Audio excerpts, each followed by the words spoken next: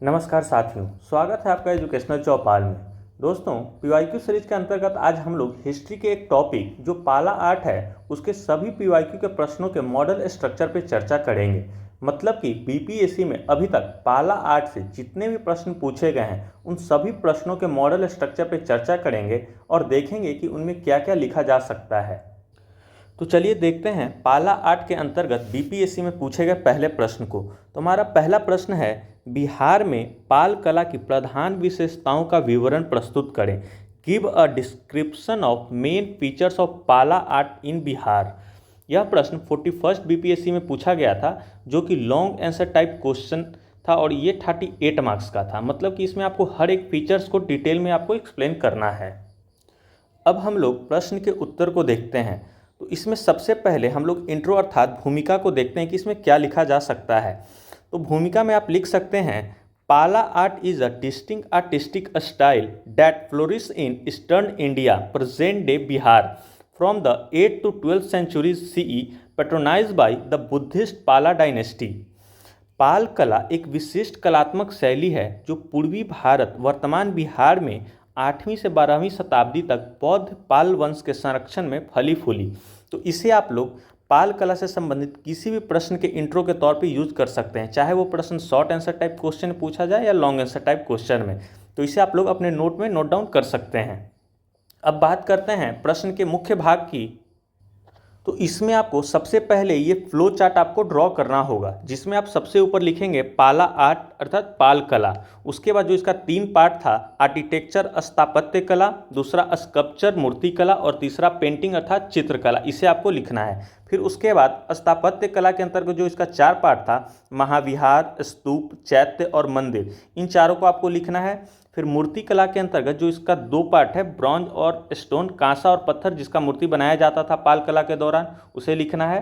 फिर है चित्रकला के अंतर्गत मैन्युस्क्रिप्ट अर्थात पांडुलिपि और दूसरा है वॉल पेंटिंग अर्थात भित्ति चित्र। इसे आपको इस तरह से ड्रॉ कर देना है। मतलब कि पाल कला से रिलेटेड कोई भी प्रश्न पूछा जाएगा तो आपको ये फ्लो चार्ट आपको बनाना ही बनाना है। अब हम लोग इसके हर एक पार्ट को डिटेल में लिखना है। तो सबसे पहले स्थापत्य कला के अंतर्गत पहला जो इसमें सब हेडिंग आएगा वो है विहारा अर्थात महाविहारा। तो इसमें आपको पेज के राइट साइड में इस तरह से इसका फ्लो डायग्राम बना देना है, एक रफ डायग्राम बना देना है विहारा का। और उसके बाद उसका नोमेनक्लेचर करना है, जैसे कि ये वाला जो पार्ट हो गया ये हमारा बरामदा हो गया। फिर जो बीच में था ये ओपन कोर्टयार्ड है, मतलब खुला आंगन। जो साइड में इस तरह से ये सारा इसके कमरे हो गए, और जो सामने एंट्री अर्थात प्रवेश द्वार बनाया जाता था। और ये किस पर्पज़ से था उसको यहाँ पे आपको लिखना है, build as residence and centre of education for Buddhist monk. बौद्ध भिक्षुओं के निवास तथा शिक्षा के केंद्र के रूप में विहार को बनाया जाता था। फिर बात करें इसके फीचर्स अर्थात विशेषता को आपको लिखना है, जो सब हेडिंग देंगे। और फीचर्स में आपको कोशिश करना है कि जो आपने ये डायग्राम बनाया है और उसका नोमेनक्लेचर किया उसी को यहाँ पे डिटेल में लिख देना है। मतलब कि इसमें आप लिख सकते हैं कि इसमें फ्रंट साइड में प्रवेश द्वार होता था, पहला उसका विशेषता हो गया। दूसरा, ये चारों तरफ उसके कमरे होते थे, ये आयताकार होता था, बीच में खुला आंगन होता था। ये सब इसके फीचर्स हैं। और फिर बात करें एग्जाम्पल्स की, तो इसमें ओदांतपुरी महाविहार जिसे गोपाल के द्वारा बनवाया गया था। फिर है विक्रमशिला जिसे धर्मपाल के द्वारा बनाया गया था। तो आपको ये दोनों एग्जाम्पल भी इसमें लिख देना है। फिर उसके बाद आप दूसरा सब हेडिंग देंगे, वो है चैत्य अर्थात चैत्य का आपको लिखना है। और इसमें भी आपको इस तरह से फ्री हैंड एक स्केच ड्रॉ कर देना है चैत्य का, और उसके बाद इसमें नोमेनक्लेचर कर देना है कि कौन सा चीज़ क्या था, किस चीज़ को बोला जाता था। और फिर वो उसके बाद में आपको लिखना है कि वो किस पर्पज़ से था। जैसे ये रिलीजियस सेंटर था, धार्मिक केंद्र था, जहाँ पे बौद्ध धर्म से रिलेटेड सभी लोग जाके पूजा अपना करते थे। उसके बाद तीसरा जो इसमें है स्तूपा, तो इसका भी आपको डायग्राम ड्रॉ कर देना है। और डायग्राम आप जो ड्रॉ करेंगे वो एक रफ डायग्राम ही होगा। आपको कोशिश करना है कि ऐसा डायग्राम ड्रॉ करें जो 30 सेकंड के अंदर बन जाए। ये नहीं कि आप ये स्तूपा का ही डायग्राम बनाने में 1 से 1.5 मिनट का आप टाइम लगा दें। नोट्स में या फिर किसी भी बुक के जो होता है कोचिंग के बुक्स में तो काफ़ी डिटेल में उसका बनाया रहता है अच्छा से सुंदर सा डायग्राम, लेकिन आपको एक रफ डायग्राम बनाना है। और इसमें जो सबसे मेन होता है ना, वो उसका नोमेनक्लेचर होता है। मतलब आप रफ डायग्राम बनाएं, लेकिन उसका जो आप नोमेनक्लेचर करेंगे उसे आप ध्यान से आपको करना है कि कौन सा पार्ट क्या था। यही आपका मेन पार्ट इसमें होता है किसी भी रफ डायग्राम के पार्ट में। अब आपको बना के वो इंडिकेट कर देना है और फिर उसके बारे में लिख देना है। जैसे स्तूपा था कि ये मेन रिलीजियस प्रमुख धार्मिक केंद्र था। फिर इसका फीचर्स में आपको लिख देना है कि यहाँ पे बौद्ध महात्मा बुद्ध के अवशेषों को रखा जाता था। और इसमें जितना भी फीचर्स में जैसे बात करें, जैसे अंड है तो इसमें इनका फीचर्स के तौर पे आप लिख सकते हैं कि हम अवशेष को यहाँ रखा जाता था। फिर ये जो प्रदक्षिणा पथ है इसका परिक्रमा किया जाता था। ये तोरण द्वार अर्थात प्रवेश द्वार था।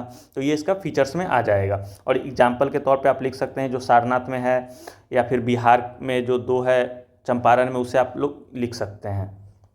फिर इसके बाद करें, इसमें जो चौथा है वो है टेम्पल अर्थात मंदिर की। तो ये जो पाल कला के अंतर्गत बनाया जाता था वो नागर स्टाइल में टेम्पल बनाया जाता था। और एग्जाम्पल की बात करें तो इसमें केव टेम्पल ऑफ कहलगांव जो भागलपुर में है, कहलगांव का गुफा मंदिर, और दूसरा है विष्णुपद टेम्पल जो गया जी में है। तो इसको आपको लिखना है। अगर इसका भी आप लोग फ्लो डायग्राम बनाना चाह रहे हैं तो इसमें आप नागर शैली का जो डायग्राम है उससे आप लोग यहाँ पे ड्रॉ कर सकते हैं। फिर इसका दूसरा जो आप हेडिंग देंगे वो है पाला पीरियड स्कल्पचर, पालकालीन मूर्ति कला। और इसके अंतर्गत जो पहला सब हेडिंग आएगा वो है ब्रॉन्ज स्टैचू, कांसे की मूर्तियाँ। तो इसके अंतर्गत आप जो पहला पॉइंट लिखेंगे वो है made by casting of in mould, सांचे में ढाल कर निर्माण किया जाता था। Compare to the bronze Nataraj idol Chola period, Nataraj की मूर्ति से तुलना चोलकालीन, मतलब जो चोलकालीन नटराज की मूर्ति है उससे इसकी तुलना की जाती है। फिर तीसरा है इसमें statue of Buddhist and Hindu god and goddess, बौद्ध एवं हिंदू देवी देवताओं की मूर्तियों का निर्माण। और एग्जाम्पल में आप लिख सकते हैं बुद्ध, विष्णु, बलराम, महेश आदि की मूर्तियाँ बनाई जाती थी। फिर इसमें जो नेक्स्ट आप सब हेडिंग देंगे वो है स्टोन स्टैचू, पत्थर की मूर्तियाँ। इसमें आप लोग लिख सकते हैं made from black basalt stone, काले बेसाल्ट पत्थर के द्वारा बनाई जाती थी। Obtain from Santhal Pargana and Munger, Santhal Pargana एवं मुंगेर से प्राप्त किया जाता था। और फिर इसका आपको फीचर्स लिख देना है, मतलब स्टोन स्टैचू के फीचर्स। जैसे पहला अगर एक फीचर्स की बात करें तो जो फ्रंट साइज होता था वो काफ़ी डेकोरेटिव होता था, लेकिन जो बैक एंड होता था स्टैचू का वो पूरा सपाट होता था। तो ये इसका विशेषता हो गया, तो इसे आपको लिख देना है। फिर इसमें जो आप नेक्स्ट हेडिंग देंगे वो है पाला पीरियड पेंटिंग, पालकालीन चित्रकला। इसमें जो सबसे पहला हेडिंग आएगा वो है मैन्युस्क्रिप्ट पेंटिंग, पांडुलिपि चित्र। और इसमें जो पहला पॉइंट आप लिखेंगे वो है मेनली ऑन कॉपर प्लेट्स, मतलब मुख्यतः ताम्र पत्रों पे बनाया जाता था। जो पांडुलिपि होता था उसमें ताम्र पत्रों का यूज किया जाता था। और फिर ये है फॉर डेकोरेशन, मतलब सजावट के लिए ये जो मैन्युस्क्रिप्ट पेंटिंग था वो बनाया जाता था। और बात करें कलर की तो इसमें red, black, blue, white, green, purple इत्यादि रंगों का यूज किया जाता था पेंटिंग को बनाने में। और फिर एग्जाम्पल की बात करें तो इसमें है अष्टसहस्त्रिका, प्रजापरिमिता, और दूसरा है पंचरक्ष। तो ये जो इतना बड़ा नाम है आप इसको स्किप भी कर सकते हैं। और जो दूसरा है इसमें पंचरक्ष, इसे आप लोग ध्यान में रखिएगा ताकि एग्जाम्पल के तौर पे यूज कर सकें। फिर दूसरा सब हेडिंग इसमें देंगे मुराल पेंटिंग अर्थात भित्ति चित्र। तो ये है use to depict wall and caves, दीवारों एवं गुफाओं पर बनाया जाता था।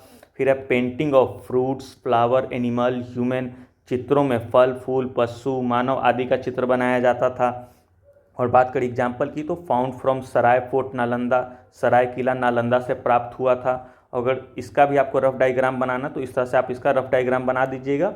और फिर इसका फीचर्स आपको 2 से 3 फीचर्स लिख देना है दोनों पेंटिंग का, जिसमें मुराल पेंटिंग और मैन्युस्क्रिप्ट पेंटिंग दोनों हो गया। इसका 2 से 4 या 2 से 3 विशेषता लिख देंगे तो हो जाएगा काम। फिर उसके बाद आपको इसका कंक्लूजन लिख के आंसर को कंक्लूड कर देना है। और आपको कोशिश करना है कि 3 से 4 लाइन में इसका कंक्लूजन आपको लिखना है, क्योंकि ये लॉन्ग आंसर टाइप क्वेश्चन का प्रश्न था। तो इन जनरल हम लोग लॉन्ग आंसर टाइप क्वेश्चन के प्रश्न में इंट्रो और कंक्लूजन को 3 से 4 लाइन में ही लिखते हैं। तो इस तरह से आपका ये प्रश्न हो जाएगा कंप्लीट। तो हमने देखा पहला प्रश्न जो इससे था कि पाल कला की प्रधान विशेषताओं का विवरण प्रस्तुत करें। अब हम लोग इससे रिलेटेड, पाल कला से रिलेटेड दूसरा जो प्रश्न बीपीएससी में पूछा गया है अब उसको देखते हैं। तो जो नेक्स्ट क्वेश्चन है वो है पाल कला की प्रमुख विशेषताओं का आलोचनात्मक परीक्षण करें, critically examine the salient features of पाला आर्ट। और ये 43rd बीपीएससी में पूछा गया था और ये भी 38 मार्क्स का था, मतलब कि लॉन्ग आंसर टाइप क्वेश्चन का प्रश्न था। तो अब हम लोग इसके मॉडल स्ट्रक्चर पे चर्चा करते हैं। तो इसमें भी आपको क्या करना है कि जो हम लोगों ने पहले प्रश्न में लिखा था, पहले इंट्रो, फिर उसके बाद पाला आर्ट बना के जो हम लोगों ने फ्लो चार्ट बनाया था वो, और उसके बाद जितने भी इसके पार्ट हैं सभी को हम लोगों ने डिटेल में एक्सप्लेन किया था। जैसे मैं फिर से एक बार आपको दिखा देता हूँ कि इसमें क्या क्या आप लिख सकते हैं इसके सेकेंड क्वेश्चन में। तो आपको सबसे पहले ये इंट्रो लिखना है, फिर उसके बाद ये जो फ्लो चार्ट है इसे ड्रॉ करना है, और लाइन से विहारा हो गया, चैत्य, स्तूपा, मंदिर, फिर उसका सेकंड जो पालकालीन मूर्ति में ब्रॉन्ज और स्टोन, उसके बाद चित्रकला में मैन्युस्क्रिप्ट और मुराल, ये सबको आपको यहाँ पे लिखना है। यहाँ पे आपको पूरा डिटेल में वापस से मान के चलिए कि इस प्रश्न में पहले प्रश्न को कॉपी पेस्ट कर देना है और उसके बाद जो इसका सेकंड पार्ट है आलोचनात्मक परीक्षण करें, उसका नेक्स्ट हम लोग हेडिंग देंगे। तो आप लोग हेडिंग दे सकते हैं क्रिटिसिज्म, आलोचना, या फिर आप लोग लिमिटेशन भी लिख सकते हैं। तो ये भी आप यहाँ पे हेडिंग के तौर पे दे सकते हैं। और उसके बाद इसके अंतर्गत जो पहला पॉइंट लिखेंगे वो है excessive use of BRICS in architecture, less use of stone which reduce durability. स्थापत्य कला में अत्यधिक ईंटों का प्रयोग, पत्थरों का प्रयोग कम, जिससे स्थायित्व में कमी आया। मतलब कि जो पाल कला के दौरान आर्किटेक्चर बनाया जाता था वो मेनली ईंटों के द्वारा बनाया जाता था। स्टोन का यूज बहुत कम होता था, जिससे इसकी ड्यूरेबिलिटी में कमी देखी गई है। तो ये इसका पहला क्रिटिसिज्म हो गया। फिर बात करें दूसरे क्रिटिसिज्म की, तो वो है more emphasize on the front part of the sculpture while the back part of completely flat. मूर्तियों में अग्र भाग पर जोर, जबकि पिछला भाग पूर्णतः समतल। मतलब जो मूर्ति बनाया जाता था उसका फ्रंट पार्ट तो काफ़ी डेकोरेटिव होता था, लेकिन जो पीछे वाला पार्ट होता था वो पूरी तरह से सपाट था। तो जिसे आप लोग आलोचनाओं के तौर पे लिख सकते हैं। फिर तीसरा है excessive emphasize on religious theme in various form of art and less importance to localism. कला के विभिन्न रूपों में धार्मिक विषयों पर अत्यधिक जोर तथा स्थानीयता को कम महत्व दिया गया। तो ये इसका तीसरा क्रिटिसिज्म है। फिर बात करें नेक्स्ट क्रिटिसिज्म की, तो seeing some statue gives the impression of religious intolerance. कुछ मूर्तियों को देखने में धार्मिक असहिष्णुता का आभास मिलता है। तो ये इसका एक मेन क्रिटिसिज्म हो गया जिसे आपको लिखना है। फिर है नेक्स्ट है many Buddha statue are shown insulting Hindu god and goddess. अनेक बुद्ध मूर्तियों में हिंदू देवी देवताओं को अपमानित करते हुए दिखाया गया है। ये भी इसका एक मेन क्रिटिसिज्म है। तो आपको ये टोटल 4 से 5 जो क्रिटिसिज्म है आपको इस प्रश्न में लिखने हैं और लिख के फिर आपको कंक्लूजन लिख देना है और उससे भी आप 3 से 4 लाइन में कंक्लूजन को लिखेंगे और फिर आंसर को कंक्लूड कर देंगे। तो ये हो गया हमारा दूसरा प्रश्न का मॉडल स्ट्रक्चर। अब बात करते हैं इस पाल कला से संबंधित जो तीसरा बीपीएससी में पूछा गया है वो प्रश्न है पालकालीन स्थापत्य एवं मूर्ति कला की मुख्य विशेषताएं बताइए। Discuss the salient features of पाला आर्किटेक्चर एंड स्कल्पचर। ये 46 बीपीएससी में पूछा गया था और ये भी लॉन्ग आंसर टाइप क्वेश्चन का प्रश्न था जो 38 मार्क्स में आपसे पूछा गया था। तो इसमें अब ध्यान देना है आपको कि इसमें स्थापत्य और मूर्ति कला के बारे में ही पूछा जा रहा है। तो इसमें आप लोग सबसे पहले तो इंट्रो देंगे जो हम लोगों ने शुरू में देखा, और उसके बाद जो फ्लो हम लोग चार्ट बनाए थे पाला आर्ट का उसे आपको इसमें ड्रॉ करना है। और फ्लो चार्ट में आपको तीनों लिखना है, मतलब कि पहले आर्किटेक्चर, स्कल्पचर और पेंटिंग। यहाँ पे फ्लो चार्ट में आप सब दिखाएंगे, लेकिन जब आप इसका डिटेलिंग में जाएंगे तो वहाँ पे आपको मेनली सिर्फ आर्किटेक्चर और यहाँ पे स्कल्पचर मतलब कि स्थापत्य और मूर्ति कला को ही डिटेल में लिखना है और फिर लास्ट में इसका आप लोग कंक्लूजन लिख के आंसर को कंक्लूड कर देंगे। तो इस प्रश्न में ये हो गया और क्या लिखना है आगे हम लोगों ने देख रखा है।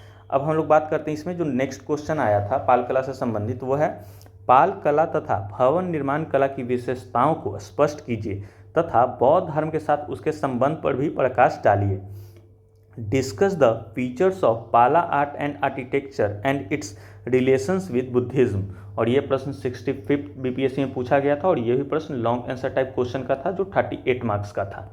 तो अब हम लोग इसके मॉडल स्ट्रक्चर पे चर्चा करते हैं। तो इसमें भी आपको सबसे पहले तो इंट्रो देना है जो हम लोगों ने स्टार्टिंग में लिखा, फिर उसके बाद उसी तरह से आपको फ्लो चार्ट बना देना है पाला आर्ट का और सभी को लिख देना है जितना भी आर्किटेक्चर हो गया, स्कल्पचर हो गया और पेंटिंग, और सबको पूरे डिटेल में एक्सप्लेन करना है जैसे हम लोगों ने क्वेश्चन नंबर 1 में जो पाल कला से संबंधित था उसे किया था।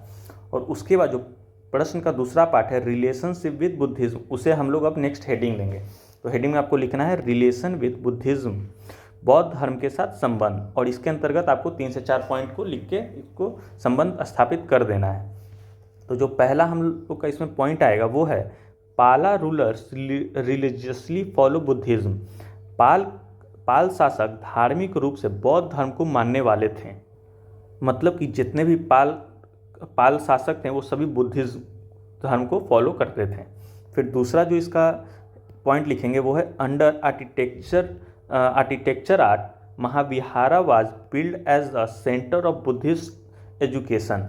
स्थापत्य कला के अंतर्गत महाविहार का निर्माण शिक्षा के केंद्र के रूप में किया गया। तो ये इसका दूसरा फीचर्स आपको लिखना है। फिर तीसरा है in sculpture most of the statue were related to Buddhism, मूर्ति कला में अधिकांश मूर्तियाँ बौद्ध धर्म से जुड़ी हुई हैं। मतलब कि जो पाला आर्ट है उसमें से जितने भी मूर्ति बनाए गए हैं मैक्सिमम वो है बुद्धिस्ट से रिलेटेड, कुछ कुछ ही मूर्तियाँ हैं जो हिंदू देवी देवताओं से रिलेटेड है।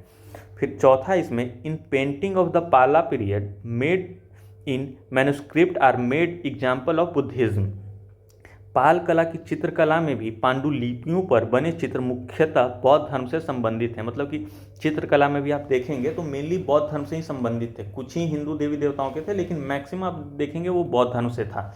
तो ये 4 पॉइंट है जो पाल कला को बौद्धिज्म से संबंध स्थापित कर रहे हैं। तो आपको ये चारों पॉइंट लिखना है और फिर लास्ट में इसका कंक्लूजन लिख के आंसर को कंक्लूड कर देना है। और आपको कंक्लूजन 3 से 4 लाइन में कोशिश करना है कि आप लिखें। 2 से 3 लाइन में भी रहेगा तो कोई दिक्कत नहीं है, लेकिन आपको कोशिश करना है कि जब भी लॉन्ग आंसर टाइप क्वेश्चन रहे तो आप उसमें 3 से 4 लाइन में उसका कंक्लूजन भी और इंट्रो भी, इंट्रो और कंक्लूजन मतलब कि 3 से 4 लाइन में ही आपको लिखने का कोशिश करना है लॉन्ग आंसर टाइप क्वेश्चन में।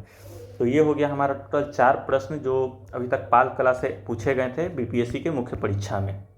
तो मैं आशा करता हूं कि अगर पाल कला से रिलेटेड अब कोई भी प्रश्न आपसे पूछा जाएगा तो आप लोग आसानी से उस प्रश्न को डील कर लेंगे। तो आप लोग बताइएगा कि आपको कैसा लग रहा है ये हमारा पीवाईक्यू सीरीज। अगर आपको पसंद आ रहा है तो आप हमारे चैनल को भी सब्सक्राइब कर सकते हैं ताकि इसी तरह के जितने भी प्रश्न हैं सभी सब्जेक्ट्स के उसके मॉडल स्ट्रक्चर में क्या क्या लिखा जा सकता है आपको पता चल जाए आसानी से। तो फिर मिलते हैं पीवाईक्यू सीरीज के नेक्स्ट वीडियो में, तब तक के लिए धन्यवाद। जय हिंद।